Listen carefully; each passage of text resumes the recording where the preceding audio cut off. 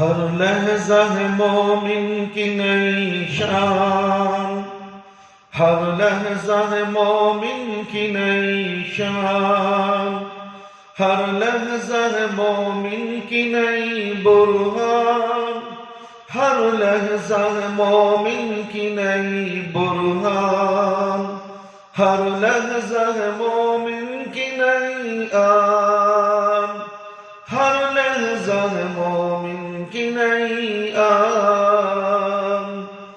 تعلیمات تقویٰ ہے اللہ کی برہان، تعلیمات تقویٰ ہے اللہ کی برہان، تعلیمات تقویٰ، تعلیمات تقویٰ، تعلیمات تقویٰ، تعلیمات تقویٰ، تعلیمات تقویٰ ہے اللہ کی برہان، تعلیمات تقویٰ، تعلیمات تقویٰ، تعلیمات تقویٰ، تعلیمات تقویٰ ہے اللہ کی برہان۔ السلام علیکم ورحمۃ اللہ وبرکاتہ۔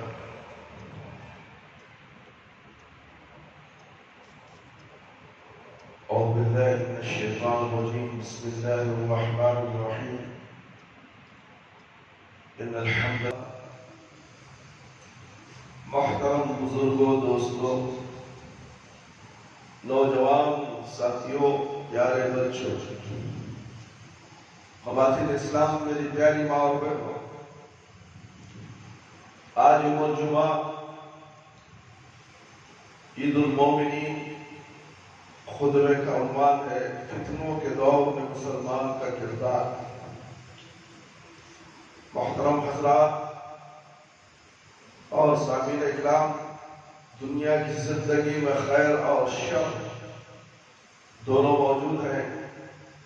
اللہ رب العزت خیر کے ساتھ بھی انسان کو آزماتا ہے اور شر کے ساتھ بھی اللہ تعالیٰ کا فرمان ہے وَنَبْلُوكُمْ بِالشَّرِّ وَالْخَيْرِ فِتْنَةً وَإِلَيْنَا تُرْجَعُونَ، سورہ انبیاء نمبر 35۔ اور ہم امتحان کے طور پر تمہیں شر اور خیر دونوں کے ساتھ آزماتے ہیں، اور تم سب آخرکار ہماری طرف ہی لوٹ آئے جاؤ گے۔ یعنی کبھی ہم مصائب و آلام کے ذریعے تمہیں آزماتے ہیں، کبھی خوشی کے ذریعے اور کبھی مختلف بیماریوں کے ذریعے آزماتے ہیں، اور کبھی صحت و تندرستی کے ساتھ آزماتے ہیں، کبھی فخر و فاخر کے ذریعے آزماتے ہیں، کبھی مال زیادہ دے کر تمہیں آزمائش میں مبتلا کر دیتے ہیں۔ الغرض یہ ہے کہ کبھی اچھے حالات کے ذریعے آزماتے ہیں اور کبھی برے حالات کے ذریعے، تاکہ ہم یہ جان لیں کہ قوم اللہ تعالیٰ کا ہر حال میں شکر ادا کرتا ہے، اور قوم ناشکری کرتا ہے، اور قوم صبر کرتا ہے، اور قوم بے صبری کا مظاہرہ کرتا ہے۔ اس آیت کریمہ سے ثابت ہوا کہ اہل ایمان کو دنیا میں فتنوں سے دوچار ہونا ہی ہوتا ہے، اور انہیں مختلف آزمائشوں سے گزرنا ہی ہوتا ہے۔ فتنوں کی کئی انواع و اقسام ہیں میرے بھائی میرے دوست۔ بعض فتنے مال کی وجہ سے اور بعض اولاد کی وجہ سے ہوتے ہیں۔ اللہ رب العالمین کا فرمان ہے انما اموالکم ولا اولادکم فتنة واللہ عنده اجر عظیم۔ سورة التغابن آیت نمبر نمبر 150 یعنی سورۃ تغابن آیت نمبر 15، بلا شبہ تمہارے مال تمہاری اولاد فتنہ ہے، اور اللہ ہی ہے جس کے ہاں بڑا اجر ہے۔ مال اور اولاد اس طرح فتنہ ہے کہ بسا اوقات انسان اپنے مال اور اپنی اولاد کی وجہ سے دین سے غافل ہو جاتا ہے، جیسا کہ اللہ رب العالمین کا فرمان ہے، سَيَقُولُ لَكَ الْمُخَلَّفُونَ مِنَ الْأَعْرَابِ شَغَلَتْنَا أَمْوَالُنَا وَأَهْلُنَا فَاسْتَغْفِرْ لَنَا يَقُولُونَ بِأَلْسِنَتِهِم مَّا لَيْسَ فِي قُلُوبِهِمْ۔ سورہ فتح نمبر 11۔ دیہاتیوں میں سے جو لوگ پیچھے رہ گئے تھے وہ اب آپ سے کہیں گے ہمارے مالوں اور گھر والوں نے مشغول کر رکھا تھا، لہذا آپ ہمارے لیے بخشش مانگیے۔ وہ اپنی زبانوں سے وہ بات کہتے ہیں جو ان کے دلوں میں نہیں ہوتی۔ ان لوگوں کو ان کے مالوں اور ان کی اولاد نے جہاد فی سبیل اللہ سے غافل کر دیا تھا، اسی طرح ان کے مال اور ان کے بچے اس کے لیے فتنہ بن گئے۔ اسی طرح فتنوں میں سے ایک فتنہ شہوات کا فتنہ ہے، جن کی محبت انسانوں کے دلوں میں مزین کر دی گئی ہے، چاہے عورتوں کی شہوت ہو یا اولاد ہو، وحفاظ کی شہوت ہو یا مال و منال کی شہوت ہو۔ اللہ رب العالمین فرماتے ہیں، زُيِّنَ لِلنَّاسِ حُبُّ الشَّهَوَاتِ مِنَ النِّسَاءِ وَالْبَنِينَ وَالْقَنَاطِيرِ الْمُقَنطَرَةِ مِنَ الذَّهَبِ وَالْفِضَّةِ وَالْخَيْلِ الْمُسَوَّمَةِ وَالْأَنْعَامِ وَالْحَرْثِ۔ لوگوں کے لیے عورتوں، بیٹوں، سونا اور چاندی کے جمع کردہ خزانوں، عمدہ قسم کے گھوڑوں اور مویشیوں اور کھیتوں کی شہوات کی محبت مزین کر دی گئی۔ پھر ان ساری چیزوں کے بارے میں فرمایا، ذَلِكَ مَتَاعُ الْحَيَاةِ الدُّنْيَا وَاللَّهُ عِندَهُ حُسْنُ الْمَآبِ۔ یہ سب کچھ دنیا میں زندگی کا سامان اور بہتر ٹھکانہ اللہ ہی کے پاس ہے۔ میرے بھائی میرے دوست، یہ دنیا میں ہم جیتے ہیں، کام و کاج کرتے ہیں، محنت و مزدوری کرتے ہیں، صرف دنیا کے حد تک ہے، اور دنیا کے کام و کاج، دنیا کی مشغولیت، دنیا کے اندر جو ہم وقت کھپا دیتے ہیں، یہ ہمارے ساتھ آنے والے نہیں ہیں۔ جیسے ہی تم مرو گے تو تمہارے دنیا کے پورے مشغولیات یہی رہ جائیں گے۔ یہ بہت بڑا فتنہ ہے انسان کے ساتھ۔ انسان کہتا ہے کہ میں صبح سے شام تک کام کرتا ہوں، مجھے نماز پڑھنے کی فرصت نہیں ہے، میں نماز کہاں سے پڑھوں؟ بلکہ اسے آخرت کی زندگی سنوارنا ہے تو نماز کو قائم کرنا ہے اور نماز ہمیشہ پڑھنا ہے۔ میرے بھائی میرے دوست، کوئی بچ نہیں سکتا اللہ کی نظر سے۔ اسی طرح فتنوں میں سے ایک فتنہ شبہات کا فتنہ ہے۔ شبہات بعض نادانوں کی طرف سے پیدا کیے جاتے ہیں، اور یہ وہ لوگ ہیں جن کی نیتوں میں فضول اور ان کے ارادوں میں فساد ہوتا ہے، چنانچہ وہ حق و باطل کی آمیزش کر کے عمدہ اور خصداً حق بات کو چھپانے کی کوشش کرتے ہیں اور اس کے مختلف شکوں کو شبہات پیدا کرتے ہیں۔ ایسے لوگ چرب لسانی اور لفظی سے کام لیتے ہوئے حقائق کو توڑ مڑوڑ کر پیش کرنے کے ماہر ہوتے ہیں، اور اپنے موقف کو منوانے کے لیے بحث و مناظرہ اور جدال سے باز نہیں آتے۔ اسی طرح اس دور کا ایک بہت بڑا فتنہ میڈیا کا ہے۔ چاہے الیکٹرانک میڈیا ہو یا پرنٹ میڈیا ہو یا سوشل میڈیا ہو، اس میڈیا نے ایسا انقلاب برپا کر دیا کہ اب پوری دنیا آپ کے ہاتھ میں ہے۔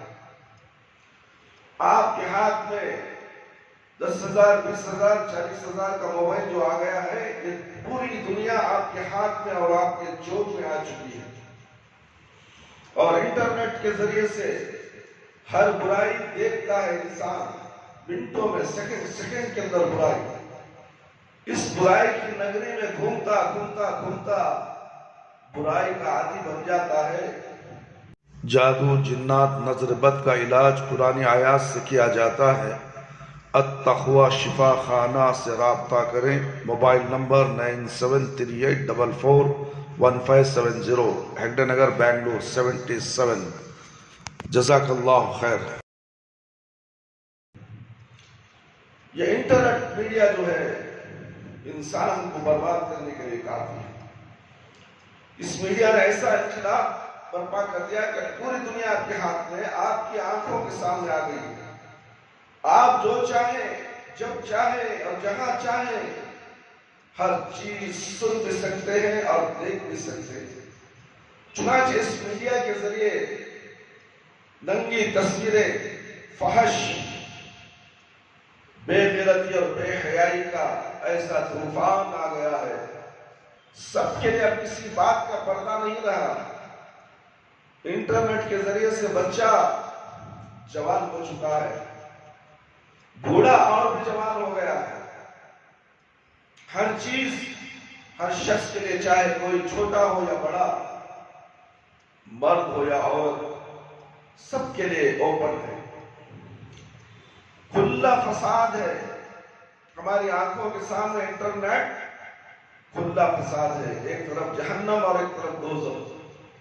تم انٹرنیٹ کھولو، جہنم کی طرف چل کے جانا ہے تو چلے جاؤ، انٹرنیٹ کھولو یا تو جنت کی طرف آنا ہے تو آ جاؤ۔ یہ انٹرنیٹ دونوں طرف بلاتا ہے، ہاتھ میں تمہارے ہیں، انگلیاں تمہارے ہیں، مگر تم جس طرح اشارہ کرو گے وہ انٹرنیٹ تمہیں وہاں لے جائے گا اور تمہیں برائی کے دلدل میں پھنسا دے گا۔ میرے بھائی، میرے دوست، اس سے بچنا بہت محال ہے۔ اس لیے آج یہ فتنے کا دور ہے، دجال کا فتنہ ہے، قیامت قرب کی نشانیاں ہیں۔ قیامت آنے سے پہلے ایسے نشانیاں آ جاتے ہیں کہ ساری دنیا اپنے ہاتھ میں آ گئی ہے۔ ہر چھوٹا بچہ جانتا ہے میرے بھائی، یہ ہاتھ میں موبائل ہے، انٹرنیٹ ہے، اس میں گندی تصویر ہے، بٹن دباؤ، ننگی تصویر آتی ہے، دیکھتا ہے۔ اسے روکنے والا کون ہے؟ یہ خود ماں باپ اسے 20,000 40,000 کا موبائل اس کے ہاتھ میں تھما دیتے ہیں، اور وہ کونے میں چھپا ہوا بیٹھ کر چوری چوری سے گندے فلمیں، ڈانسیں، گانے وغیرہ سنتا ہے۔ یہ جہنم کو جانے کا راستہ ہے، خود اپنے ہاتھوں سے جہنم کو جانے کا راستہ طے کر لیا ہے۔ تو پھر شیطان کیا کرے گا؟ اور شیطان کا ساتھ دینے کے لیے انٹرنیٹ کافی ہے۔ شیطان تو اب خاموش ہو جائے گا، اس کے ہاتھ میں تو انٹرنیٹ آ گیا ہے، میں کیا کروں، میں کیوں بہکاؤں؟ وہ خود بہک رہا ہے، وہ خود اس راستے پہ چل رہا ہے، میں جس راستے پر اسے چلنے کے لیے کہتا ہوں مگر وہ خود بخود چل رہا ہے۔ صورتحال اب اس قسم کی ہے، کسی بات کا پردہ باقی نہ رہا، اور ہر چیز اور ہر بات ہر ایک کے لیے پورے طور پر اوپن ہو چکی ہے، چاہے کوئی بڑا ہو یا چھوٹا، یا مرد ہو یا عورت، بچے ہو یا بچیاں ہو۔ اس طرح فتنوں میں سے بہت بڑا فتنہ بہت سے اسلامی ملکوں میں بدامنی کا فتنہ ہے کہ جہاں نہ عزتیں محفوظ ہیں، نہ جانیں محفوظ ہیں، اور نہ ہی مال محفوظ ہے۔ جیسا کہ رسول اکرم صلی اللہ علیہ وسلم نے پیشن گوئی کرتے ہوئے ارشاد فرمایا،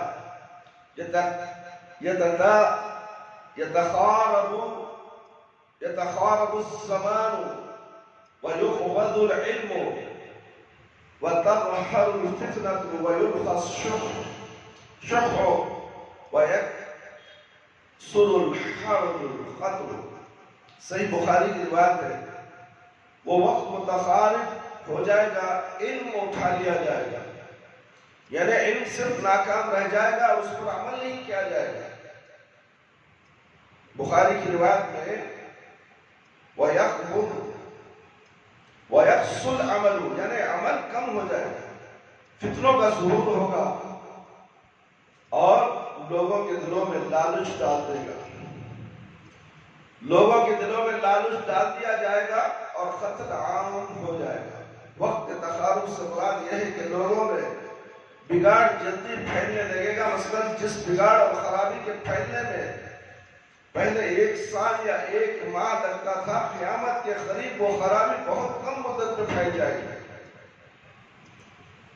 جیسا کہ آج کل کے میڈیا کے ذریعے ہو رہا ہے، چنانچہ ایک خبر، ایک ویڈیو کلپ، ایک آڈیو کلپ، ایک پکچر، ہر چیز پل بھر میں پوری دنیا میں پھیل جاتی ہے۔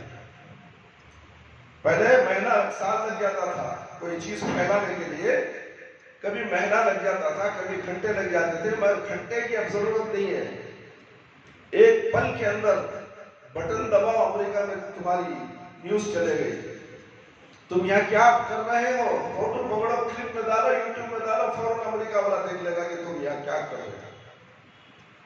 اسی طرح برائی ایسے پھیل رہی ہے اور اس سے ہمیں بچنا چاہیے میرے بھائی۔ ہر چیز پل بھر میں پوری دنیا میں پھیل جاتی ہے۔ اس کا دوسرا مفہوم یہ بھی ہو سکتا ہے کہ وہ وقت تنگ ہو جائے گا، اس کی برکت ختم ہو جائے گی۔ اسی طرح فتنوں میں سے سب سے بڑا فتنہ مسلمانوں کی فرقہ واریت اور گروہ بندی کا فتنہ ہے، جس نے امت کو ٹکڑے ٹکڑے کر کے ان کی بنیادوں کو کھوکھلا کر کے رکھ دیا ہے۔ وہ امت جس کا رب ایک، جس کا نبی ایک، جس کا قبلہ ایک، جس کی شریعت ایک، آج وہ امت متعدد فرقوں میں بٹ چکی ہے، اور ہر فرقہ کل حزب بما لدیہم فرحون کا مصداق بنا ہوا ہے، یعنی ہر وہ گروہ کے پاس جو کچھ ہے وہ اسی میں مگن ہے، اور عامۃ الناس حیران و پریشان ہے کہ وہ کس گروہ میں شامل ہو اور کس گروہ میں شامل نہ ہو۔ وہ نہیں جانتے کہ کس گروہ کا منہج صحیح ہے اور کس کا غلط ہے، اور کون سا گروہ حق پر ہے اور کون سا باطل پر۔ یہ آج کل کے معمول بھولے بھالے مسلمان نہیں جانتے۔ آج بھولے بھالے مسلمانوں کو جس طرح لوگ زیادہ ہیں، چلو ہمیں بھی ادھر ہی چلے جائیں۔ دین کا علم نہیں ہے، سمجھ نہیں ہے، سمجھنا جانتے بھی نہیں، اور علم حاصل کرنا بھی نہیں جانتے، اس لیے کہ ہمارے باپ دادا جاہل اور ہم بھی جاہل، اور جاہل باپ دادا مرے تو ہم بھی جاہل ہو کر ہی مریں گے، اور باپ دادا جاہل تھے اور مرے کہاں گئے؟ جہنم میں چلے گئے۔ یہ میں نہیں کہتا میرے بھائی، قرآن عظیم کہتا ہے، قرآن شریف کہتا ہے کہ تمہارے باپ داداؤں نے جو دنیا میں کیا تھا وہ انہوں نے دیکھ لیا ہے، اور وہ جہنم میں چلے گئے۔ تم کیا ہو؟ کیا تم عقل نہیں رکھتے؟ کیا تمہارے باپ دادا کی طرح ہی تم ایسے ہی جاہل بن کر زندگی گزارو گے؟ اللہ کون نہیں پہچانو گے؟ نبی صلی اللہ علیہ وسلم کون نہیں پہچانو گے؟ تو پھر دین کیسے تمہیں معلوم ہوگا کہ یہ دین اللہ کا ہے اور یہ شریعت نبی کریم صلی اللہ علیہ وسلم کے ذریعے ہمیں ملی ہے؟ دین کسی آئے غیر ملا مولوی کا نام نہیں میرے بھائی میرے دوست۔ دین وہ جو اللہ نے بھیجا ہے، اور محمد صلی اللہ علیہ وسلم کے ذریعے ہمیں ہم تک پہنچایا ہے۔ ہمیں وہی دین قابل قبول کرنا چاہیے، اور اسی دین پر ہمیں عمل کرتے اس دنیا سے جانا چاہیے۔ فلاں مولوی صاحب، ٹھکانے مولوی صاحب، فلاں مرشد صاحب، فلاں پیر صاحب، فلانا درگاہ، وہ درگاہ، یہ درگاہ، یہ دیول، وہ دیول، وہ چرچ، یہ چرچ، یہ سب دین نہیں ہے۔ دین صرف ایک ہے، وہ ہے اسلام، جس کا نام اسلام کے اندر تم آؤ گے تو تمہیں معلوم ہوگا، جاننے کی کوشش کرو گے تو تمہیں معلوم ہوگا کہ اسلام کیا ہے۔ جب تک اسلام کیا ہے سوال تم نہیں کرو گے، تمہیں سچائی سامنے نہیں آئے گی۔ جب تک تم بھٹکتے ہی رہو گے، گمراہ مولویوں کے پیچھے زندگی کھپ جائے گی، یہاں تک کہ موت کے دہانے پر تم جا کر کھڑے ہو جاؤ۔ روح قبض ہوگی تو کلمہ نصیب نہیں ہوگا. تمہاری روح نکلنے کے وقت تمہارا شیطان جو ہے خبیث ابلیس وہ کھڑا ہوگا بازو. لوگ تمہاری روح قبض ہونے کے وقت کہیں گے کلمہ پڑھ لا الہ الا اللہ محمد رسول اللہ، مگر نہیں پڑھے گا، زبان سے نکلنے کی طاقت ہی نہیں. اس لیے کہ لا الہ الا اللہ محمد رسول اللہ کا کلمہ تو دنیا میں پڑھا مگر اسے پہچانا نہیں، اس پر عمل نہیں کیا. کیسے وہ مرنے کے وقت یہ کلمہ پڑھے گا جبکہ اسے کلمے کا معنی معلوم نہیں؟ اگر کلمے کا معنی معلوم بھی ہو جائے تو عمل نہیں کیا. کلمہ کہتا ہے لا الہ الا اللہ، اللہ کے سوا کوئی معبود برحق نہیں. لا کے معنی نہیں میرے بھائی، الہ کے معنی اللہ، معبود یعنی عبادت. اور تم یہ کلمہ پڑھتے ہو درگاہ میں جا کر سر جھکاتے ہو، اور یہ تم کلمہ پڑھتے ہو درگاہ کے سامنے قبر کے سامنے ہاتھ اٹھا کر منت مانگتے ہو، یہ عبادت نہیں تو کیا ہے میرے بھائی؟ دعا صرف ہاتھ سجدہ یا سر جھکے گا تو صرف اللہ کے دربار میں جھکے گا، کسی اور کے دربار میں جھک نہیں سکتا. دربار کئی ہے نہیں، ایک ہی دربار ہے، وہ اللہ کا گھر ہے. سوائے اللہ کے گھر کے کہیں اور اپنا ماتھا مت ٹیکو، اپنے ہاتھوں کو اٹھاؤ مت، اور دل میں بھی تصور رکھو کہ یہ مردہ جو مٹی میں سویا ہوا ہے یہ ہماری مدد کرنے والا ہے، ہرگز مدد نہیں کرے گا تمہاری سوا اللہ رب العالمین. کلمہ یہ سکھاتا ہے. اس کے بعد محمد رسول اللہ، محمد صلی اللہ علیہ وسلم اللہ کے بندے اور اس کے رسول ہیں. نبی کریم صلی اللہ محمد صلی اللہ علیہ وسلم کے ذریعے اللہ نے دین بھیجا ہے. یہ قرآن ان پر اترا ہے. سارا دین نبی کریم صلی اللہ علیہ وسلم جبرائیل علیہ السلام کے ذریعے سے اور ڈائریکٹ اللہ تعالیٰ اللہ کے نبی صلی اللہ علیہ وسلم سے بات کرتے ہوئے اور سینے میں ان کے باتیں ڈالتے ہوئے ان کی زبان سے باہر نکالا ہے. اسی کو کہا جاتا ہے قرآن اور حدیث. قرآن کو بھی حدیث کہا گیا، حدیث کو بھی اللہ کے نبی کی بات کو بھی حدیث کہا گیا. ہم کو اس دونوں چیزوں کے علاوہ کسی اور کے ساتھ ہمیں نسبت نہیں جوڑنا چاہیے. میرے بھائی میرے دوست، جب تک ہمارا عقیدہ درست نہیں ہوگا ہماری عبادت قابل قبول نہیں ہوگی. ہماری عبادتوں کو قبول کروا لینا چاہتے ہو تو پہلے لا الہ الا اللہ محکوم کو سمجھو اور توحید پرست بن جاؤ. توحید کو جانو. توحید کیا ہے؟ صرف ایک اللہ کی عبادت کرنا، ایک نبی صلی اللہ علیہ وسلم کی اطاعت کرنا. کسی اور کی اطاعت اور فرمانبرداری اسلام کے اندر جائز نہیں ہے. اسی طرح بعض فتنے ایسے ہیں جن کے بارے میں خود نبی کریم صلی اللہ علیہ وسلم نے اپنی حیات مبارکہ میں ہی خبردار کر دیا تھا. میری امت میں انتہائی سنگین اور خطرناک فتنے واقع ہوں گے جن میں لوگ اپنے ایمان پر ثابت قدم نہیں رہ سکیں گے. مثلا آپ صلی اللہ علیہ وسلم نے ارشاد فرمایا بادر بالاعمال فتنة كقطاع الليل المظلم يصبح الرجل مؤمنا ويمسي كافرا او يمسي مؤمنا او يصبح كافرا يبيع دينه بعرض من الدنيا. صحیح مسلم کی روایت ہے. تم ان فتنوں سے پہلے جلدی جلدی اعمال صالحہ کر لو جو تاریخ رات کے ٹکڑوں کے مانند ہوں گے. ان فتنوں کے دور میں ایک شخص صبح کے وقت مومن ہوگا تو شام کے وقت کافر، اور شام کے وقت مومن ہوگا تو صبح کے وقت کافر. وہ اپنے دین کو دنیا کے سامان کے بدلے بیچ ڈالے گا. ام سلمہ رضی اللہ عنہا بیان کرتی ہے کہ ایک مرتبہ رسول اکرم صلی اللہ علیہ وسلم رات کو انتہائی گھبراہٹ کے عالم میں بیدار ہوئے اور آپ نے فرمایا سبحان اللہ ماذا انزل اللہ من الخزائن وماذا انزل من الفتن. سبحان اللہ، اللہ تعالیٰ نے کتنے خزانے نازل کیے ہیں اور کتنے فتنے نازل کیے ہیں. اس کے بعد آپ صلی اللہ علیہ وسلم نے فتنوں سے بچاؤ کے لیے فرمایا من يوقظ صواحب الحجرات يريد ازواجه لكي يصلبن رب قاسیۃ فی الدنیا عالیۃ فی الآخرۃ. کون حجروں والیوں یعنی آپ صلی اللہ علیہ وسلم کی بیویوں کو جگائے گا تاکہ وہ نماز پڑھ لیں. دنیا میں لباس پہننے والی کئی عورتیں آخرت میں ننگی ہوگی. اس حدیث سے یہ بھی معلوم ہوا کہ عبادت کے ذریعے انسان فتنوں کے شر سے اللہ تعالیٰ کی پناہ میں آ سکتا ہے.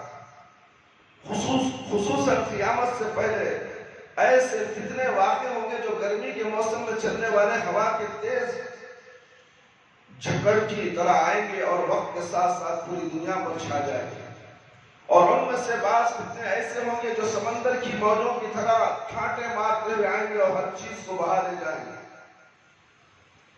اور ان فتنوں کے دور میں حق و باطل کا اختلاف اس انداز سے ہوگا کہ کسی کو پتہ نہیں چلے گا کہ حق کیا ہے اور باطل کیا ہے. ان میں دلوں کو بری طرح جھنجھوڑ دیا جائے گا.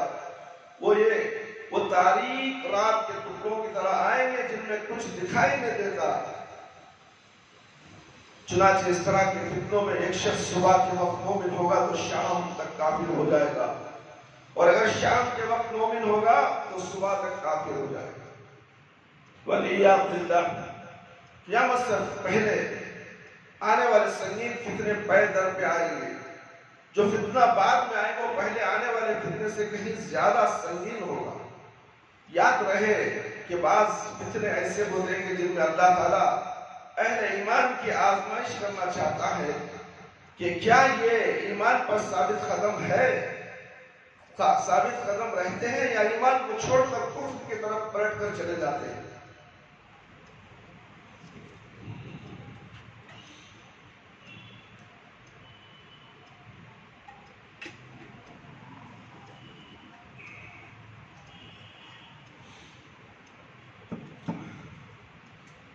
اللہ رب العالمین فرماتے ہیں احسب الناس ان يتركوا ان يقولوا آمنا وهم لا يفتنون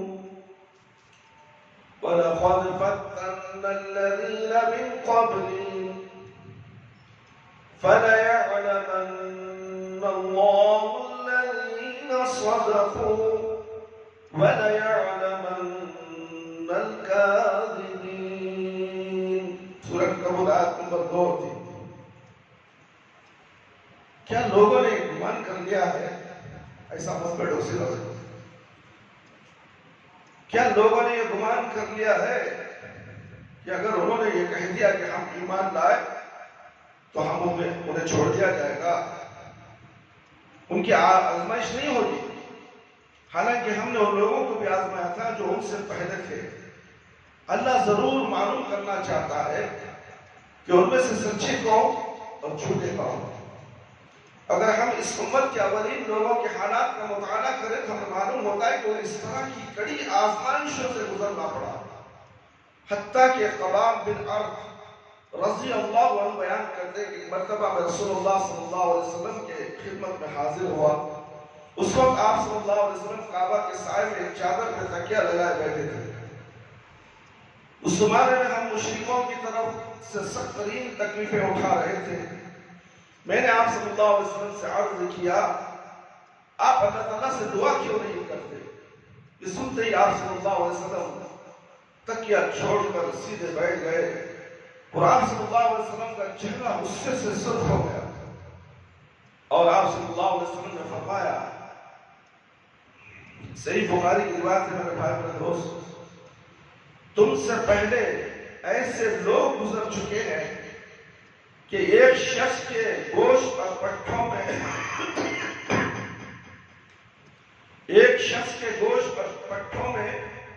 ہڈیوں تک لوہے کی کنگیاں چلائی جاتی تھی.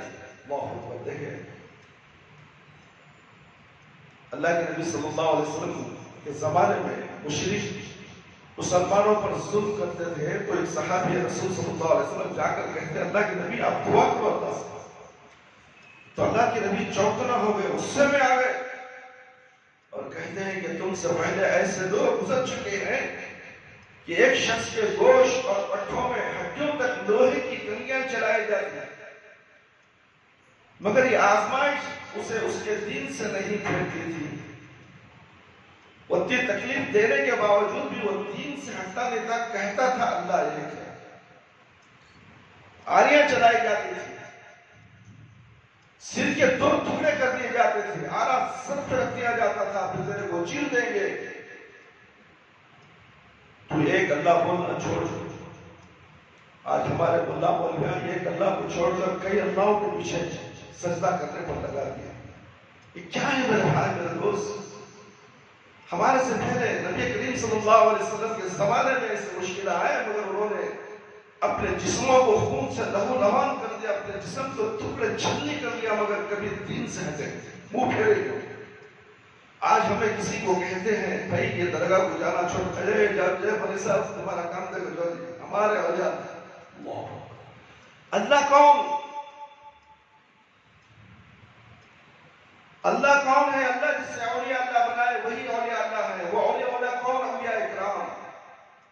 جو 1,24,000 انبیاء اکرام اس دنیا میں آئے وہی اولیاء اکرام ہے, اور صحابہ اکرام اولیاء اکرام ہے. اللہ نے ان کی گواہی دی, رضی اللہ عنہم ورضوا عنہ. اللہ ان سے راضی ہو گیا اور یہ اللہ سے راضی ہو گئے. کیا آج کے موجودہ دور کے اولیاء اللہ کے بارے میں کوئی قرآن کی آیت آئی ہے؟ بتاؤ تو صحیح. تو پھر کیوں وہاں جا کر اپنا ماتھا ٹیکتے ہو؟ توبہ کرو, استغفار کرو. اللہ کے نبی صلی اللہ علیہ وسلم کے پاس کوئی گناہ نہ تھے, معصوم اور خطا تھے, مگر اللہ کے نبی صلی اللہ علیہ وسلم روز 100 مرتبہ استغفار کرتے تھے. دن میں 100 مرتبہ. ہم تو گنہگار ہیں, ہمیں ایک مرتبہ بھی استغفار کرنے کی ہمیں طاقت نہیں ہے, اس لیے کہ ہم بے نمازی ہیں. نماز پڑھے تو ہی مسجد میں آئے گا تو استغفار کرے گا, استغفر اللہ بولے گا, استغفر اللہ و اتوب الیہ. کتنی پیاری دعا ہے. اللہ کے نبی صلی اللہ علیہ وسلم کہتے ہیں کہ اللہ تعالیٰ اس کے زبان سے یا الفاظ نکلنے سے پہلے اس کے گناہ پورے معاف ہو گئے. مگر ہے کوئی دعا کرنے والا؟ میرے بھائی, پھر اسے 2 ٹکڑوں میں چیر دیا جاتا اور ایک شخص کے سر کی چوٹی پر آری رکھی جاتی تھی, پھر اسے 2 ٹکڑوں میں چیر دیا جاتا تھا, مگر یہ آزمائش بھی اسے اس کے دین سے نہیں پھیرتی تھی. اور اللہ تعالیٰ یقیناً اس عمر کو پورا کر کے رکھے گا. یہاں تک کہ ایک سوار صنعاء سے حضر موت کی طرف اکیلا سفر کرے گا اور اس اللہ تعالیٰ کے سوا کسی کا خوف نہیں ہوگا. اس سلسلے میں متعدد صحابہ اکرام کے واقعات مشہور ہیں میرے بھائی میرے دوست. خواتین اسلام, ہم نے اب تک متعدد فتنوں کا ذکر کیا ہے. ان میں سے بعض ایسے ہیں جو موجودہ دور میں پائے جاتے ہیں, اور بعض ایسے ہیں جو رسول اللہ صلی اللہ علیہ وسلم کی پیشین گوئی کے مطابق قیامت سے پہلے آئیں گے. ہمیں بحیثیت مسلمان ان فتنوں کی سنگینی کا احساس کرنا چاہیے, کیونکہ جب کوئی فتنہ آتا ہے تو نیک اور بد میں فرق نہیں کرتا, بلکہ سب لوگوں کو اپنی لپیٹ میں لے لیتا ہے. الا من رحم ربنا, پھر قیامت کے دن سب ان کو ان کی نیتوں پر اٹھایا جائے. اب کرونا آیا, کتنے لوگ مر گئے, اس میں اچھے بھی تھے, بڑے بھی تھے, سب تھے.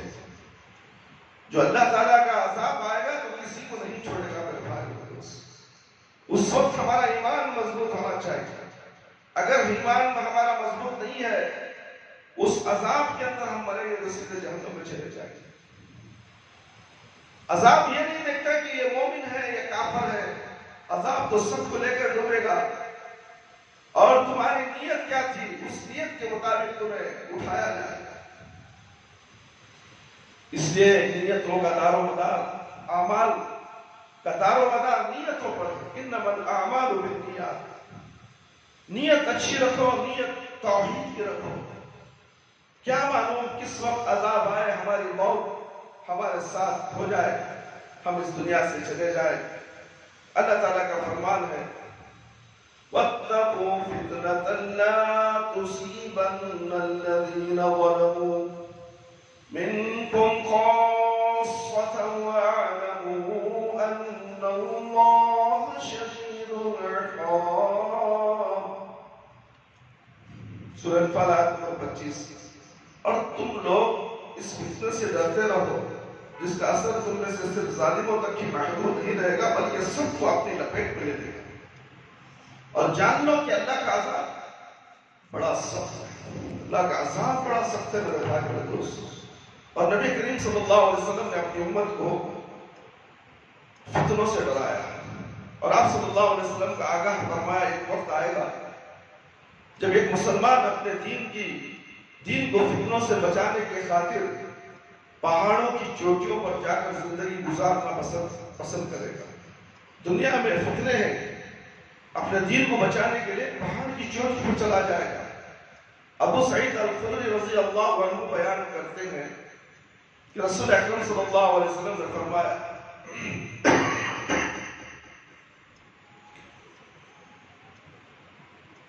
یوشیکو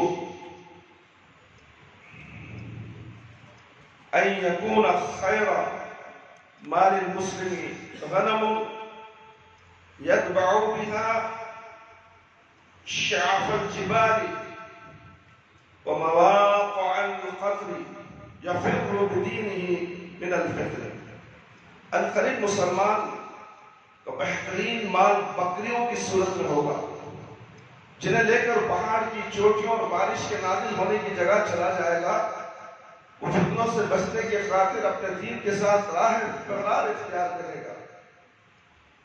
اور اسی طرح اللہ رب العالمین نے فرمایا سَتَكُونُ فِتْنَةٌ الْقَاعِدُ فِيهَا خَيْرٌ مِّنَ الْقَائِمِ وَالْقَائِمِ فِيهَا خَيْرٌ مِّنَ الْمَاشِي وَالْمَاشِي فِيهَا خَيْرٌ مِّنَ السَّاعِ وَمَن يَشْرِفْ لَهَا تستشرفه ومن وجد ملحا أو معادا فليعض به.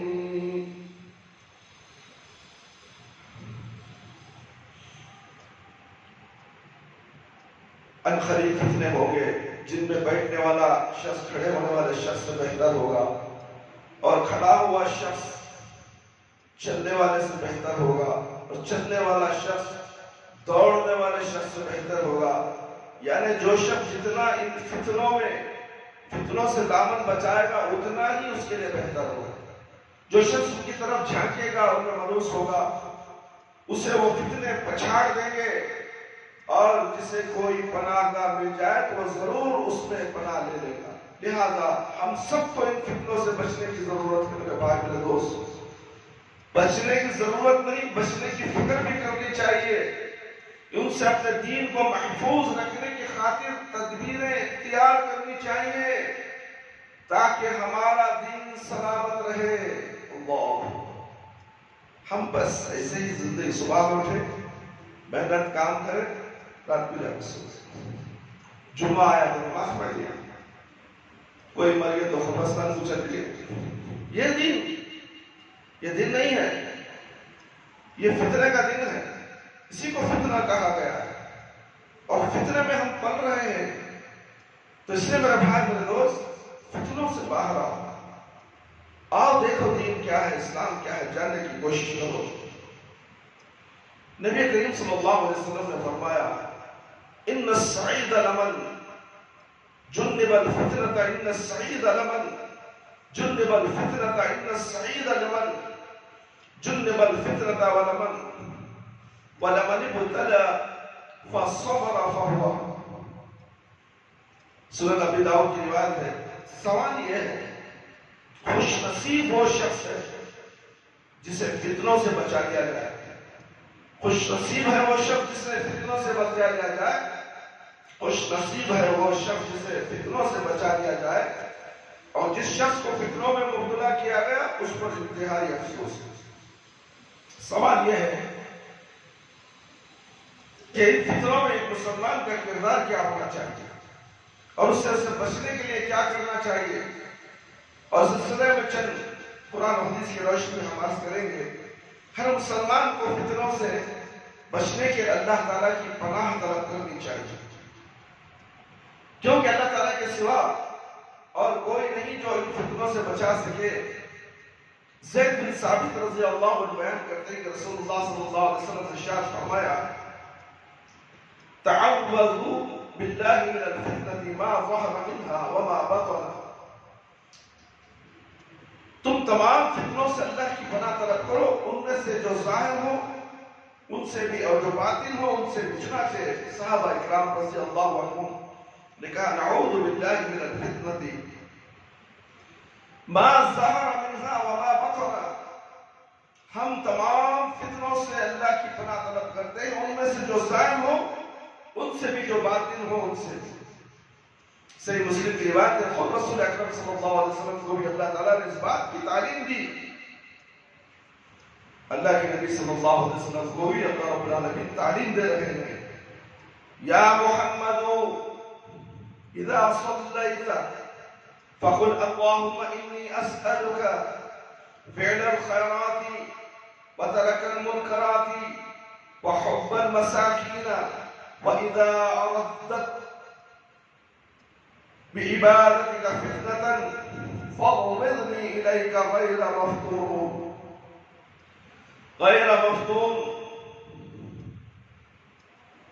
اے محمد صلی اللہ علیہ وسلم، جب آپ نماز پڑھ لیں تو یہ دعا پڑھا کریں. میرے بھائی اب نماز نہیں ہے تمہارے لیے، بیٹھ جاؤ. خطبہ چل رہا ہے، پہلے آئے 2 رکعت نماز پڑھنا چاہیے. اور صاحب نے نماز پڑھا تو نے بیٹھ گیا، اگر نہیں پڑھے تو چلو الحمدللہ پڑھ کر بیٹھ جاؤ.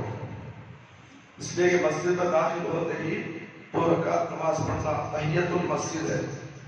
سمجھ میں آ رہا ہے؟ مسجد کا حق ہو ادا کرنا. تو خطبہ چلتے ہوئے 2 رکعت معمولی ہلکی نماز پڑھ کے بیٹھنا چاہیے، اور اس کے بعد خطبہ غور سے سننا چاہیے. اس لیے یہ سنت ہے.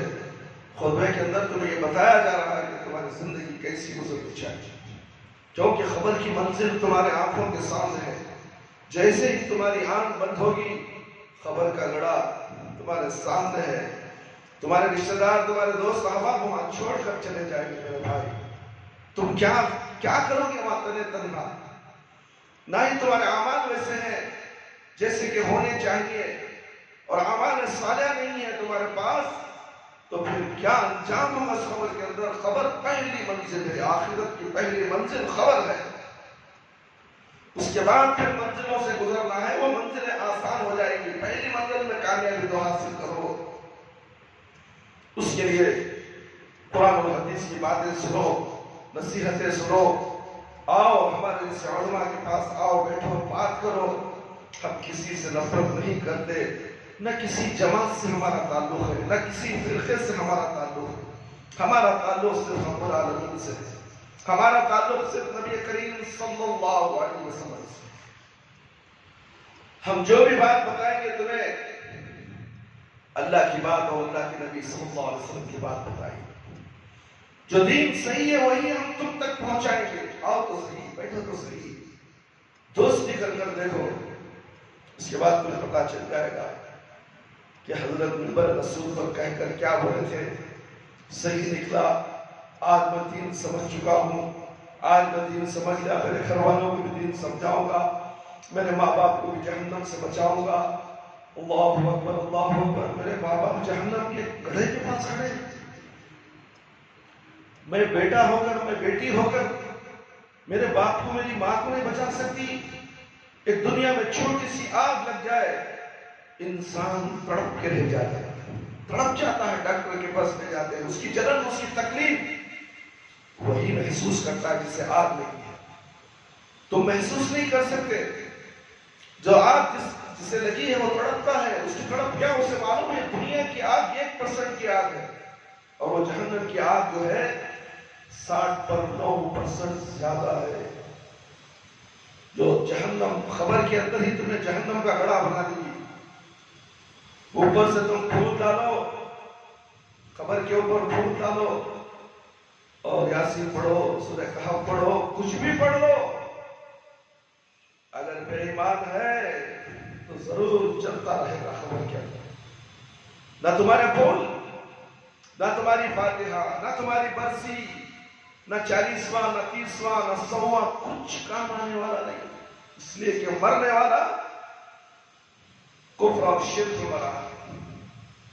اس لیے دنیا میں نیک اعمال کر لو تاکہ تمہاری خبر کا بندوبست میں کر لو. نہ تمہارے ماں باپ آئیں گے، نہ تمہارا باپ، نہ تمہاری بیوی، نہ تمہارے بچے اس قبر میں آئیں گے۔ یہ قبر کا فتنہ بھی بڑا خطرناک فتنہ ہے، ہر مسلمان اس فتنے میں پھنس جائے گا۔ قبر کے اندر سب سے بڑا فتنہ اللہ کے نبی صلی اللہ علیہ وسلم کے بارے میں سوال کیا جائے گا کہ تم نبی کے بارے میں کیا جانتے ہو؟ فتنہ ہے نا، فتنے کا سدباب کرنا چاہیے۔ فتنے سے بچنے کا طریقہ کہاں سے ملے گا؟ روڈ میں، خانقاہوں میں، درگاہوں میں، اللہ کے گھروں میں، وہ گھر جہاں پر صرف قرآن و حدیث کی بات کرتے ہیں، اس کے علاوہ کسی بات کی طرف لوگوں کو بہکاتے نہیں۔ قصے، کہانیاں، کرامات، معجزات، ایسے کہانیاں جس سے قرآن حدیث سے کوئی سروکار نہیں۔ اس کہانی قصے میں ہم نہیں جاتے میرے بھائی، سیدھا سیدھا دین تمہارے تک پہنچا دیں اور تم اس پر عمل کر لو۔ دین بالکل آسان ہے، سمجھنے کی ضرورت ہے۔ یہ ملا مولویوں نے تو دین مشکل بنا دیا ہے۔ ہم جو کہتے ہیں، ہم جو کرتے ہیں وہ کرتے جاؤ، کرتے جاؤ۔ اے محمد صلی اللہ علیہ وسلم، اللہ رب العالمین کہہ رہے ہیں، میں نہیں کہہ رہا ہوں میرے بھائی، اللہ رب العالمین کہہ رہے ہیں، اے محمد صلی اللہ علیہ وسلم، جب آپ نماز پڑھیں تو یہ دعا پڑھا کریں، اے اللہ میں تجھ سے نیکیاں کرنے اور برائیوں کو چھوڑنے اور مسکینوں سے محبت کرنے کا سوال کرتا ہوں، اور جب تو اپنے بندوں کو فتنے میں مبتلا کرنے کا ارادہ کر لے تو مجھے اس میں مبتلا کیے بغیر میری روح کو قبض کر دے۔ کتنی پیاری دعا ہے میرے بھائی میرے دوست۔ اللہ رب العالمین پیارے نبی صلی اللہ علیہ وسلم کو بتا رہے ہیں، کیا وہ دعا ہم نہیں پڑھ سکتے؟ پڑھ سکتے ہیں، پڑھنے آنا چاہیے، اس کا علم حاصل کرنا چاہیے۔ میرے بھائی میرے دوست، ابو ہریرہ رضی اللہ عنہ سے مروی ہے، تکون فتنة لا ينجی منها الا دعاء كدعاء الغریق۔ جامع ترمذی، جب فتنہ واقع ہوتا ہے تو اس سے ایسی دعا نجات دلا سکتی ہے جیسی دعا پانی میں غرق ہونے والا ہوتا ہے۔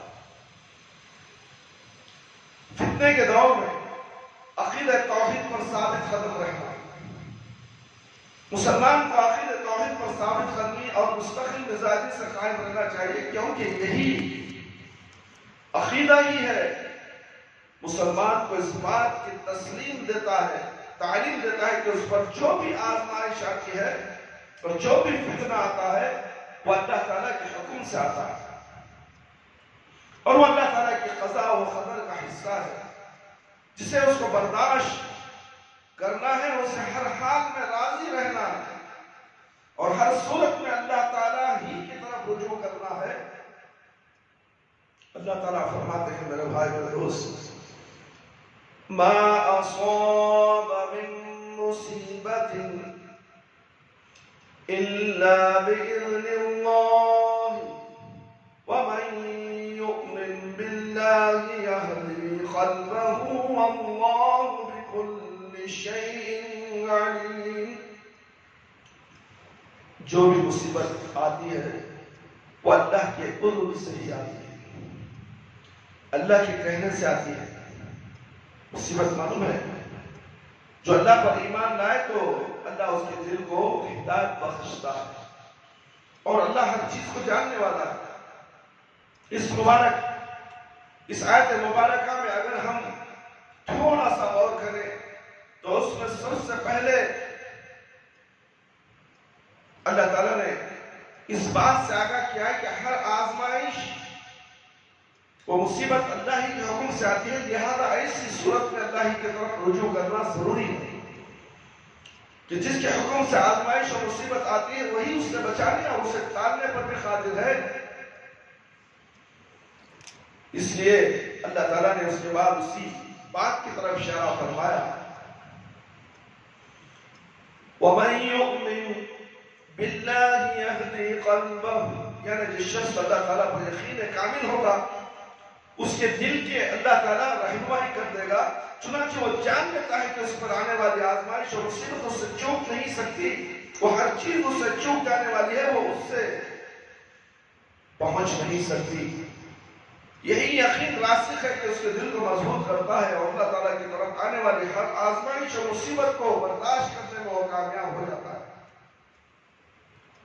کتاب اللہ اور سنت رسول کو مضبوطی سے تھامنا فتنوں کے دور میں میرے بھائی میرے دوست، اللہ کے نبی صلی اللہ علیہ وسلم نے فرمایا کہ میرے بعد اس دنیا سے جانے کے بعد فتنے در پہ آتے رہے۔ ایک فتنہ ختم ہوا، دوسرا آیا، فتنے بار بار آئیں گے۔ اس وقت میں کیا کرنا چاہیے؟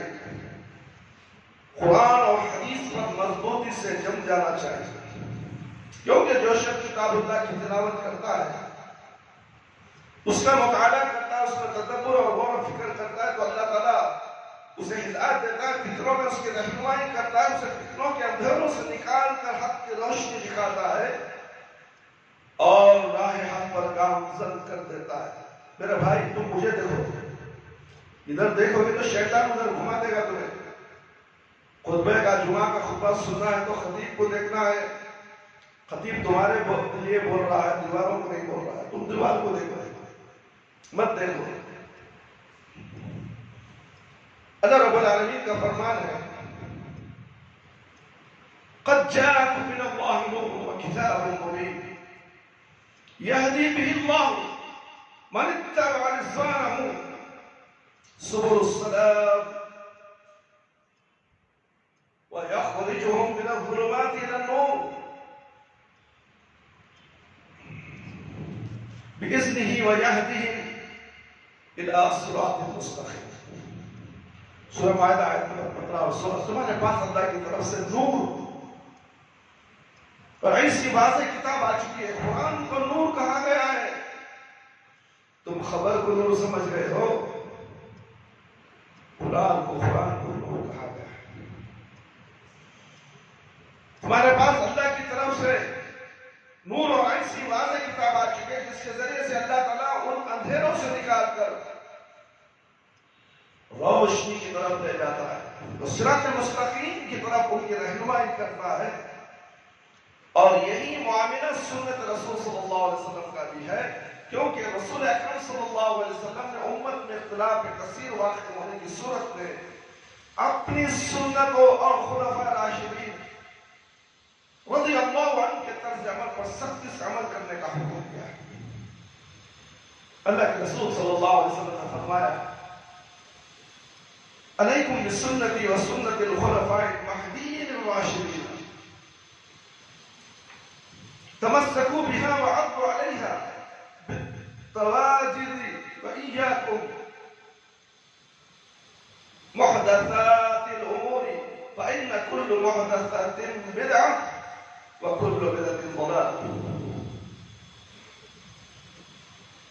سنن ابو داؤد کی بات ہے، تم میری سنت کو لازم پکڑنا اور اسی طرح ہدایت یافتہ راہ راست پر گامزن خلفاء کے طریق پر ضرور عمل کرنا، اس کو مضبوطی سے تھام لینا اور اسے قطعاً نہ چھوڑنا، اور تم دین میں نئے نئے کام ایجاد کرنے سے بچنا، کیونکہ ہر نیا کام بدعت ہے اور بدعت گمراہ ہے۔ خلفاء راشدین رضی اللہ عنہ کے طرز عمل کو اختیار کرنا اس لیے بھی ضروری ہے، ان کے ادوار خلافت میں بھی مختلف فتنوں نے سر اٹھایا تھا، چنانچہ انہوں نے جس طرح ان کا مقابلہ کیا، جس طرح انہوں نے ان فتنوں کی آگ کو ٹھنڈا کیا، کیا اس سے یقیناً آج کے فتنوں کا مقابلہ کرنے میں بھی بہت حد تک رہنمائی مل سکتی ہے۔ رسول اکرم صلی اللہ علیہ وسلم نے امت کے لیے جن دو چیزوں کو چھوڑا اور جن کو مضبوطی سے تھامنے پر اس بات کی گارنٹی دی یا امت گمراہ نہیں ہوگی، وہ کتاب اللہ اور سنت رسول صلی اللہ علیہ وسلم ہے۔ رسول اکرم صلی اللہ علیہ وسلم نے حجۃ الوداع کے موقع پر فرمایا، فَاعْقِلُوا أَيُّهَا النَّاسُ قَوْلِي فَإِنِّي قَدْ بَلَّغْتُ وَقَدْ تَرَكْتُ فِيكُمْ آلًا تَضِلُّوا بَعْدَهُ إِن تَمَسَّكْتُمْ بِهِ كِتَابُ اللَّهِ وَسُنَّةَ رَسُولِهِ صلی اللہ علیہ وسلم۔ اے لوگو، میری باتوں کو اچھی طرح سے سمجھ لو. یہ کون بول رہے ہیں بھائی؟ مرشد، پیر، فقیر، ملا، مولوی، مفتی.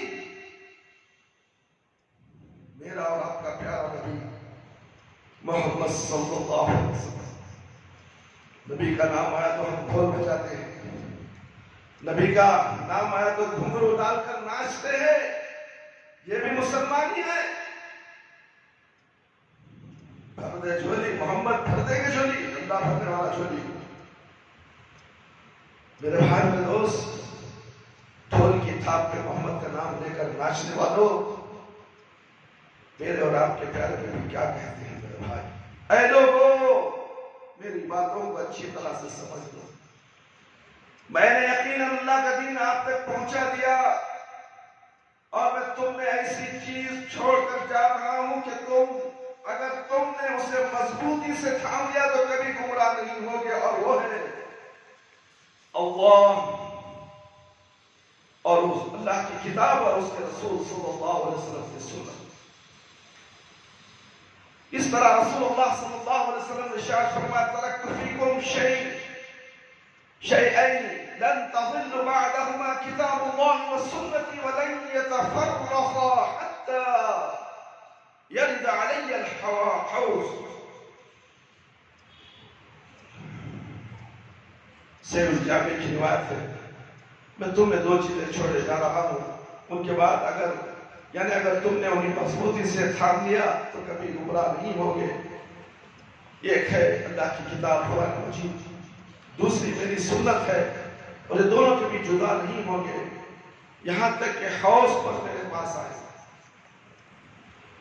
قرآن اور حدیث، قرآن اور اللہ کے نبی کی باتیں کبھی جدا نہیں ہوگی، اور یہاں تک کہ حوض کے پاس، حوض کوثر کی بات کی جائے میرے بھائی، وہاں پر میرے پاس آئے. اگر تم دنیا میں قرآن اور حدیث پر عمل کر کر اس دنیا سے چلے گئے تو میدان حشر میں ایسا خطرناک دن ہوگا جو سورج تمہارے سر کے اوپر ہوگا اور زمین تانبے کی ہوگی اور پسینہ تمہارے لگام تک ہوگا. اس وقت پیاس ایسی لگے گی، اس وقت دوڑ کر حوض کوثر کی طرف جائیں گے جہاں پر پیارے نبی صلی اللہ علیہ وسلم بیٹھے ہوں گے، اور حوض کوثر کا پانی پینے کے لیے تم درخواست کرو گے تو فرشتے تمہیں مار کے بھگا دیں گے. حوض کوثر کا پانی نصیب نہیں ہوگا اس لیے کہ یہ پیارے نبی صلی اللہ علیہ وسلم کہہ رہے ہیں یہ تو میری امت ہے، کیوں مار رہے ہو؟ ارے کیوں ہکال رہے ہیں ان کو؟ آپ کیسے پہچانیے آپ کی امت ہے؟ دیکھو پیشانی پہ نشان ہے، چہرے پہ نشان ہے وضو کا، ہاتھوں میں نشان ہے وضو کے. مشرک بھی وضو کرتا ہے، مومن بھی وضو کرتا ہے. پہچان وہاں ہو رہی ہے حوض کوثر میں. تم نمازی تھے یا نہیں تھے، تم دیندار تھے یا نہیں تھے. اور اس وقت کہا جائے گا اے میرے پیارے نبی، آپ کو نہیں معلوم آپ کے جانے کے بعد، دنیا سے آ جانے کے بعد یہ لوگ دین میں نئے نئے کام کرتے رہے. انہوں نے دین کو بگاڑ کے رکھ دیا. آپ کے نام سے میلاد منانے لگے، آپ کے نام سے برتھ ڈے کرنے لگے، آپ کے نام سے نام لے کر میلاد النبی منا کر ڈانس کرنے لگے، ڈی جے بجانے لگے، ڈھول بجانے لگے، اور غیر اللہ کی عبادت کرنے لگے. میرے ساتھ بھی کسی غیر نبی کی اطاعت کرنے لگے. تو اس کے بعد اللہ کے نبی صلی اللہ علیہ وسلم کہیں گے سحقاً سحقاً سحقاً، ہٹا لو، دور کرو. نتیجہ کیا نکلا میرے بھائی؟ سوچو تو صحیح، سوچتے کیوں نہیں؟ دنیا کے کام و کاج کے لیے ہمیں سوچنے کی بہت بڑی فکر. ایسا کیا تو ایسا ہوگا، رہے پٹھے کیا، رہے پٹھے کیا، رہے کمیشنی میں آج یہ کام کریں گے، ایسا کریں گے ویسا. ارے کیا کیا آوازیں نکالتا ہے، کیسے کیسے سر نکالتا ہے تو، اور تجھے سمجھ میں نہیں آیا تو قرآن اور حدیث سمجھ میں نہیں آیا. تجھے سمجھ میں نہیں آیا تو اللہ کون سمجھ میں نہیں آیا. تجھے سمجھ میں نہیں آیا تو پیارے نبی صلی اللہ علیہ وسلم سمجھ میں نہیں آئے. خالی نبی کا نام آیا تو انگوٹھے چوسنا، آنکھوں کو لگا لینا یہ دین ہے. ارے بے وقوفو، تم کہاں جا رہے ہو؟ لوٹ کر آؤ سچے دین کی طرف. انگوٹھوں کو بوسہ دینا گھٹوں کو چومنا دین نہیں ہے میرے بھائی. پیارے نبی صلی اللہ علیہ وسلم جیسا بولے ویسا عمل کرنا دین ہے. کیا تم عمل کرتے ہو؟ عمل نہیں کرے تو دین کیسے ہو گیا؟ نماز ہی تمہارے سروں کے اوپر سے جا رہی ہے، نماز ہی نہیں ہے، تم نماز نہیں پڑھتے. کیا نبی صلی اللہ علیہ وسلم کبھی نماز چھوڑے؟ میرے بھائی 5 وقت کی نماز 50 نمازوں کا ثواب. اللہ اکبر. جو فجر کی نماز پڑھ لیا اللہ کی امان میں آ گیا، اللہ کی حفاظت میں آ گیا. روزی اسے دینے والا اللہ. فجر کی نماز میں فجر کی نماز ہی ہم پڑھنا نہیں چاہتے، پھر بھی ہم نے کہتے ہیں کہ حوض کوثر میں ہم پانی ضرور پیئیں گے اور جنت میں بھی جائیں گے، جنت جیسے کہ ان کے باپ داداؤں نے بنائی. جنت المتقین پرہیزگاروں کے لیے بنائی ہے، جو دنیا میں تکلیف اور مصائب و آلام سے گزر کر اللہ رب العالمین کی اطاعت کا فرما برداری کرتے ہوئے نماز کو پڑھتے ہوئے، نماز کو قائم کرتے ہوئے پیارے نبی صلی اللہ علیہ وسلم جیسا عمل بولے ویسا عمل کرتے ہوئے زندگی سے جائے گا تو جنت میں ضرور جائے گا اور خبر کی پہلی منزل میں بھی کامیاب ہو جائے گا، ورنہ تو خبر کی منزل اس کے لیے جہنم کا گڑھا ہو جائے گا.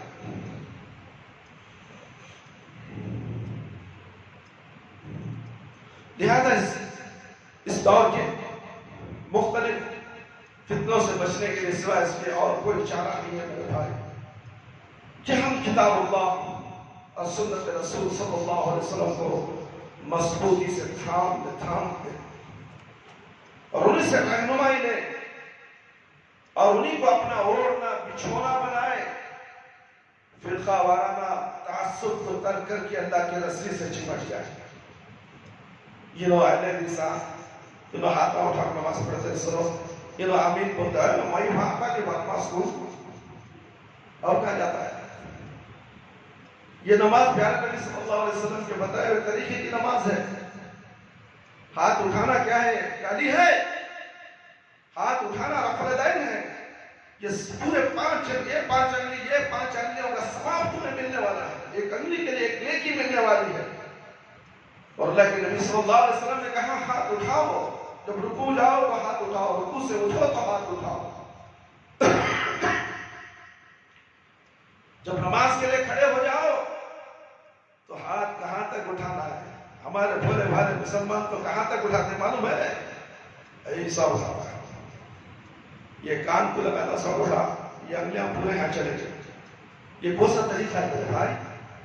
شیطان کا طریقہ ہے. یہ شیطان کا طریقہ ہے.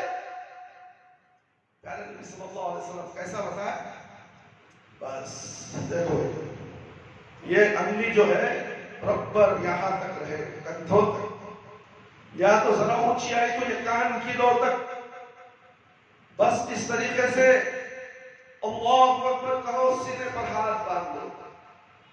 سینے پر ہاتھ باندھنے کا حکم دیا ہے. اور دوسری حدیث، یہ حدیث بخاری اور مسلم کی ہے، دوسری حدیث ابن خزیمہ کی حدیث ہے. یہ ہاتھ کو یہاں پر رکھو، یہ گوشت کے اوپر رکھو. دیکھو تم نیچے جھکتے ہو، تم ہاتھ کہاں باندھتے ہو میرے بھائی؟ شرمگاہ سے تھوڑی اوپر، شرمگاہ کے اوپر. اللہ سے محبت، تم اپنی ماں سے محبت کرتے ہو تو تم کہتے ہو کہ ماں میں تجھ سے دل سے محبت کرتا ہوں. تمہارا ہاتھ دل پہ جاتا ہے. جب اللہ سے محبت کرتے تو ہاتھ یہاں جاتا ہے. یہ کوک ہے، کوک ڈرائر پیشاب خانہ، پیشاب خانے میں ہاتھ رکھ کر کھڑے ہوتے ہو. تو شرم آنی چاہیے تمہیں اللہ کے سامنے. پیشاب خانے میں ہاتھ رکھ کر کھڑے ہو جاتے ہو اور کہتے ہو کہ ہم مسلمان ہیں. اللہ خوش ہو گیا ہماری نماز سے. اللہ تمہاری نمازوں کو تمہارے منہ پہ پھینک دے گا. جبکہ نماز کا طریقہ پیارے نبی صلی اللہ علیہ وسلم کے سنت کے مطابق نہ ہو تو نماز بیکار، تمہاری عبادتیں بیکار، تمہارا حج بیکار، تمہاری ہر چیز بیکار. قیامت کے دن تمہارے نیکیاں احد کے پہاڑ کے برابر ہوگی، مضبوط ہوگی، مگر اللہ ایک ہوا کو بھیجے گا اور وہ ہوا اس پہاڑ کو تہس نہس کر کے غبارے کی طرح اڑا دے گا. تم کہیں گے اللہ اللہ یہ میری نیکیاں ہیں، یہ میری نیکیاں جا رہی ہیں. ارے بے وقوف، تو ان کو نیکیاں سمجھ گیا. ان نیکیوں میں نبی صلی اللہ علیہ وسلم کی سیل نہیں ہے، مدرا نہیں ہے، نبی کریم صلی اللہ علیہ وسلم کی تصویر نہیں ہے میرے بھائی، تو پھر کیا ہونے کی قابل قبول ہوگی؟ ہم اندھے بہرے گونگے بن کر دین کو ہڑپ کرتے جا رہے ہیں۔ دنیا کے کاموں کاج کے لیے ہمیں سوچنے کی فکر ہے، دین کے لیے نہیں۔ دین جو بھی ہو، جو بھی بول رہا، انہیں بھی بولا لے لو، انہیں بھی بولا لے لو، انہیں بھی بولا لے لو، دین اس کا نام نہیں میرا بھائی۔ دین تو اللہ نے بھیجا ہے، پیارے نبی صلی اللہ علیہ وسلم، پیارے نبی صلی اللہ علیہ وسلم جیسا دین تمہارے تک بھیجے ہیں اسی دین پر مرتے دم تک عمل کرو۔ نماز بھی ویسے پڑھو جیسے کہ اللہ کے نبی صلی اللہ علیہ وسلم نے کہا صلوا رأیتمونی اصلی، نماز ایسے پڑھو جیسے مجھے نماز پڑھتے ہوئے دیکھا ہے۔ اللہ کے نبی جیسے نماز پڑھتے ہوئے دیکھا وہ احادیث کے اندر موجود ہے۔ یہ دنیا میڈ ان انڈیا کی نمازیں چل رہی ہیں ہر مساجد کے اندر، کیا میڈ ان انڈیا کی نماز چلے گی؟ میڈ ان نبوی چلے گی، نبوی نماز، محمدی نماز۔ اس کے علاوہ جو بھی نماز تم پڑھو گے وہ نماز قابل قبول نہیں میرے بھائی۔ اللہ رب العالمین فرماتے ہیں اس سے کیا ہو گیا؟ فرقوں میں بٹنے کی وجہ سے عقیدے الگ، نمازیں الگ، طریقے الگ، ہر چیز الگ ٹکڑے ہو چکی ہے۔ اسی لیے اللہ رب العالمین فرماتے ہیں وَاعْتَصِمُوا بِحَبْلِ اللَّهِ جَمِيعًا وَلَا تَفَرَّقُوا وَاذْكُرُوا نِعْمَةَ اللَّهِ عَلَيْكُمْ إِذْ كُنتُمْ أَعْدَاءً فَأَلَّفَ بَيْنَ قُلُوبِكُمْ فَأَصْبَحْتُمْ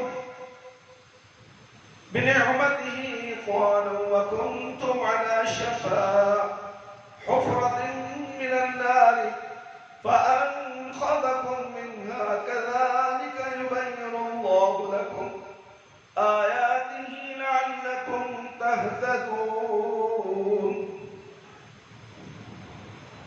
ساری دنیا کے انسانوں کا رب العالمین کہتے ہیں وَاعْتَصِمُوا بِحَبْلِ اللَّهِ جَمِيعًا، تم سب اللہ کی رسی کو مضبوطی سے تھام دو اور فرقوں میں مت بٹو، اور اپنے اوپر اللہ کی نعمت کو یاد کرو جب تم ایک دوسرے کے دشمن تھے، پھر اس نے تمہارے دلوں میں الفت پیدا کر دی اور تم اس کے فضل سے بھائی بن گئے۔ اور یاد کرو جب تم جہنم کے گڑھے کے کنارے پہنچ چکے تو اس نے تمہیں اس سے بچا لیا۔ اسی طرح اللہ تعالیٰ نے تمہارے لیے اپنی آیتیں کھول کر بیان کرتا ہے تاکہ تم ہدایت پا جاؤ۔ اور جہاں تک مسلکی تنازعات اور اختلافات کا تعلق ہے، وہ تمام اہل علم پر فرض ہے کہ وہ انہیں ختم کرنے کے لیے صدق دل سے کتاب اللہ اور سنت رسول صلی اللہ علیہ وسلم کی طرف رجوع کریں، ان کے سامنے اپنے آپ کو جھکا دے، پھر عوام الناس کی بھی اسی چیز کی طرف رہنمائی کریں۔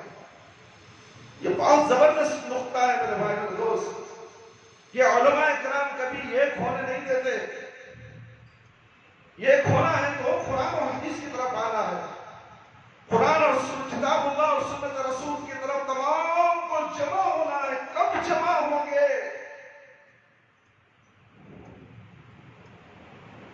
قیامت آ جائے گی۔ اس کے لیے دعا کرنا چاہیے، اللہ سے مدد طلب کرنا چاہیے کہ اللہ ہم تمام مسلمانوں کو ایک کر دے۔ تو نے ایک مسلمان بنا کر اس دنیا میں ہمیں بھیجا ہے، تمام انسانوں کو فطرت اسلام میں تو نے پیدا کیا ہے۔ ہر انسان فطرت اسلام میں پیدا ہوتا ہے میرے بھائی اور دوست۔ اللہ دنیا بنانے کے 50,000 سال پہلے سارے انسانوں کو چوٹی کی شکل میں پیدا کر دیا۔ دنیا بنانے کے 50,000 سال پہلے انسانوں کو پیدا کر دیا۔ جو ازل سے لے کر قیامت تک انسان جو پیدا ہونے والے ہیں وہ اللہ رب العالمین کے سامنے جمع ہو کر کھڑے ہو کر کہنے لگے۔ اللہ نے ان تمام کو جمع کر وعدہ لیا، میں کون ہوں؟ تمام لوگوں نے کہا آپ اللہ ہیں، اور تمہیں کس کی عبادت کرنی ہے؟ اے اللہ ہم تیری ہی عبادت کریں گے۔ اے فرشتوں گواہ رہو کہ دنیا والے کیا کہہ رہے ہیں، دیکھو میں اللہ ہوں اور میری ہی عبادت کریں گے اور میں ان کو دنیا میں بھیجنے والا ہوں۔ اب دیکھو دنیا میں جا کر اب کیا کیا کرتے ہیں یہ۔ اور یہ خود اپنے پیروں پر کلاڑی مارنے والے ہیں. میں تو ان کو فطرت اسلام میں پیدا کیا اور یہ گواہی بھی دے دیا, حجت بھی قائم ہو گئی, فرشتے گواہ ہو گئے سب کے لیے. اور جب دنیا میں آتے ہو بچہ پیدا ہوتا ہے, بڑا ہوتا ہے, شعور میں آتا ہے, 7 سال کی عمر کو پہنچتا ہے تو اسے شعور آ جاتا ہے. وہ دیکھتا ہے میرا بابا توکل مستان کی درگاہ کو جا رہا ہے تو بیٹا بھی توکل مستان کی درگاہ.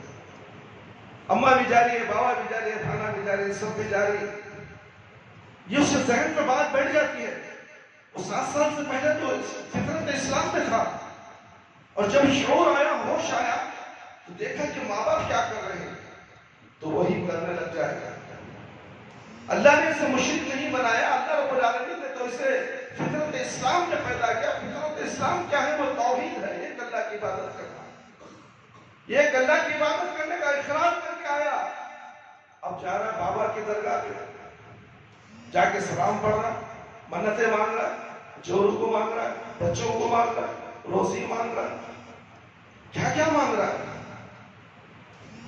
بچہ فطرت اسلام میں ہوگا, ان کے ماں باپ اسے مشرک, بدعتی, مجوسی, کافر بنا دیا. اللہ نے نہیں بنایا. اب اس کے بعد وہ اور ذرا شعور اور فکر کرے گا تو اسے قرآن اور حدیث سامنے نظر آ جائے گا, اور علماء کے ساتھ رہے گا تو قرآن کی آیتیں سنے گا. قرآن کی آیتیں کھول کھول کر ہم اس کے سامنے پڑھیں گے تو پھر اسے سمجھ میں آئے گا کہ یہ دن ہے, ہمارے باپ دادا چھوٹے چھوٹے وہ غلط ہے. اللہ اسے سمجھ دے گا. کب وہ آئے گا تو وہ رجوع اللہ ہوگا, اللہ کی طرف رجوع کرنے کی کوشش کرے گا. آئے گا تو اللہ رب العالمین اسے قرآن اور حدیث کی تعلیم سے آراستہ کریں گے, اور وہ آراستہ تعلیم اہدنا الصراط المستقیم, سیدھے جنت کو جانے والی. کیا تم جنت کو جانا پسند نہیں کرو؟ اپنے باپ دادا مر گئے, جہنم میں چلے گئے, کیا تم بھی اس کی روش میں جہنم میں جاؤ گے؟ کیا میرے بھائی میرے دوست, جہنم کیا بغیچہ ہے, پھولوں کا بغیچہ ہے. ہمارے باپ دادا وہاں کھیل رہے, وہ بیٹھی آرام کر رہی, بریانی پکا لے کھا لے, بیٹھی میں بھی جا ان کے ساتھ کھاتا ہو. جل جل کے مرو گے, موت نہیں آئے گی. وہاں موت کو ذبح کر دیا جائے گا. موت نہیں, دنیا میں موت آئی, زندگی کے بعد پھر موت نہیں. اور تم جنت میں جاؤ گے, موت نہیں آئے گی, ہمیشہ جنت کی مزے مزے رہو. اللہ رب العالمین فرماتے ہیں, اس آیت کو بول کر اپنی بات ختم کر دوں گا انشاءاللہ. یا ایھا الذین آمنوا اطیعوا اللہ واطیعوا الرسول وأولي الأمر منكم فإن تنازعتم في شيء فردوه إلى الله والرسول إن كنتم تؤمنون بالله واليوم الآخر ذلك خير وأحسن تأويلا. سورة النساء 50 پڑھتا ہوں. اے ایمان والو, تم اللہ کا حکم مانو. کس کا حکم مانو؟ قرآن کی آیت میرے بھائی, اس کا ترجمہ بولو, سمجھ میں آ رہا ہے کہ نہیں؟ ذرا منڈی تو ہلاؤ. ایسے گونگے بہرے کی طرح بیٹھے ہو جیسے کہ سانپ سونگ گیا ہے. کسی کو شیطان پکڑا ہے تو سن ہو کے بیٹھ جاتا ہے, اے نام بول رہا, تیرا نام نہیں بولتا ہو. تم ہوش و حواس کرو. یہ قرآن و حدیث کی باتیں ہیں, قرآن پڑھ کر تمہیں سامنے سنایا جا رہا ہے. یہ حجت قائم ہو رہی ہے. جس طرح دنیا کے 50,000 سال پہلے اللہ رب العالمین نے حجت قائم کی تھی, آج اسی طرح حجت قائم ہو رہی ہے قرآن کی آیتیں سنا کر. اور تم سوتے ہو, بیٹھتے ہو, کہیں خیال کہیں دماغ. کیسے مسلمان میرے بھائی میرے دوست, جمعہ کا احترام بھی تمہارے پاس نہیں ہے. تم آخری وقت میں نماز کے لیے آتے ہو. ماشاءاللہ وہ 3 بچے شروع سے بیٹھے ہیں, اللہ تعالیٰ ان کو جنت نصیب کرے, ان کو نیک توفیق دے, اللہ ان کو نیک ہدایت دے, اللہ تعالیٰ ان کو نیک سمجھ دے. یہ 3 لڑکے جو سامنے بیٹھے ہیں, کالی ٹوپی, سفید ٹوپی اور بیگن کلر کی ٹوپی, یہ 1:15 بجے آئے میرے بھائی میرے دوست. یہ قرآن و حدیث کی باتیں غور سے سن. یہ جنت کے دن, قیامت کے دن گواہی دیں گے, اللہ ہم موجود تھے مگر لوگ موجود نہیں تھے. یا اللہ, کہ کیسا مسلمان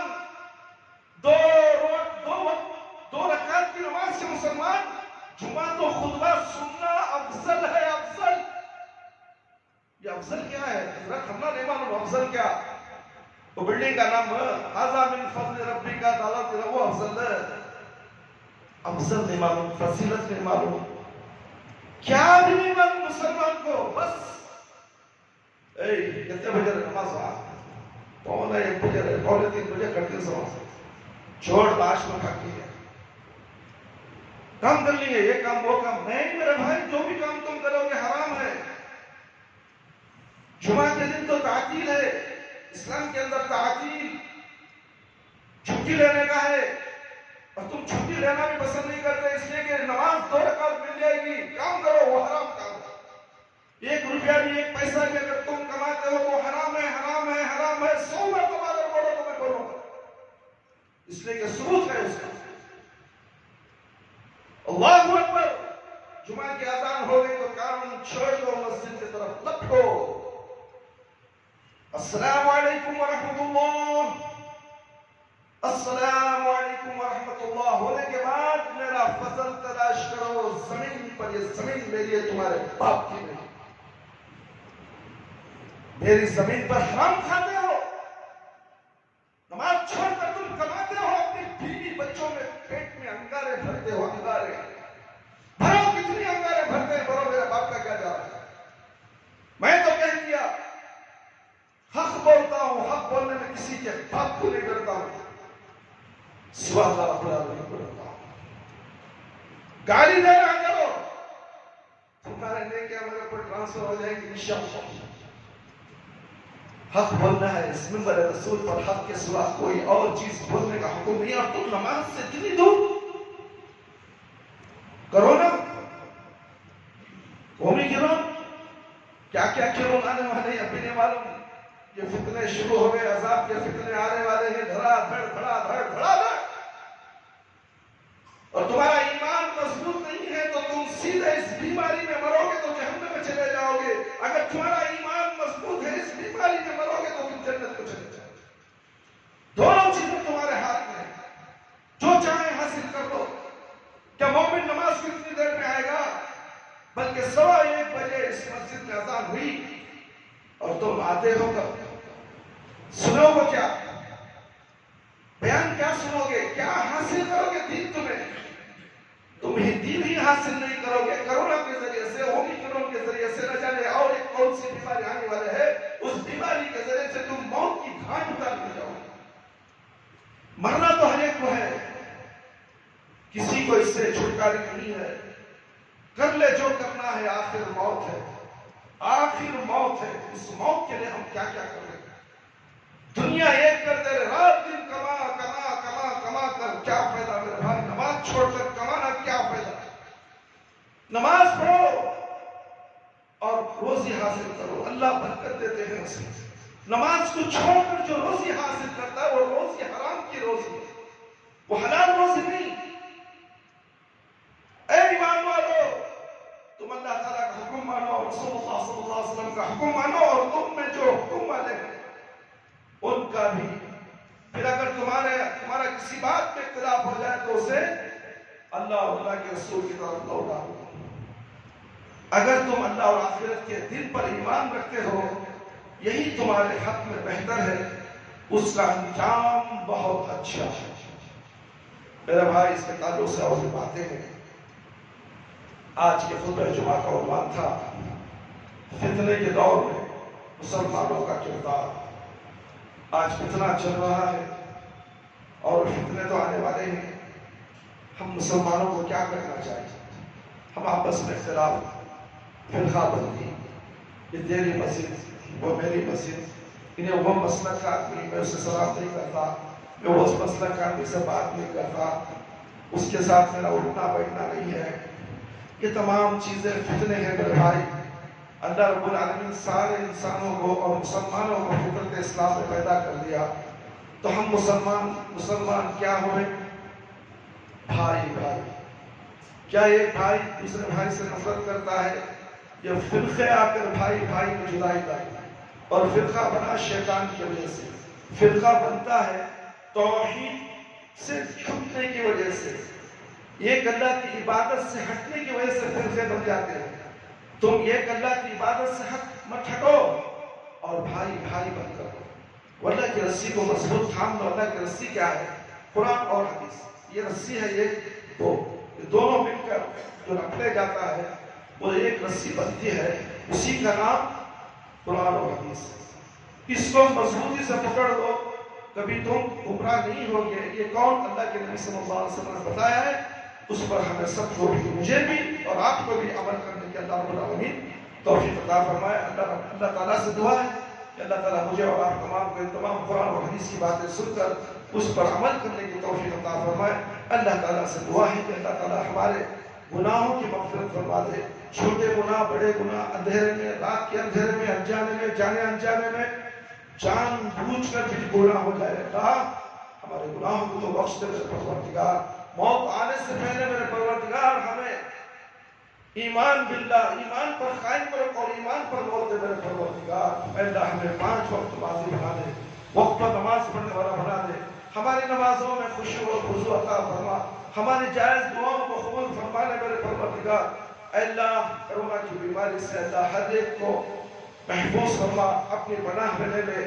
اس بیماری کو عالم اسلام سے دور کر دے میرے پروردگار. اس دنیا سے اس کا خاتمہ فرما. یہ دنیا کی بہت بڑی سازش ہے لوگوں کو مارنے کے. اللہ جب تک کہ تیرا حکم نہ ہے کوئی مرنے نہ پائے میرے پروردگار.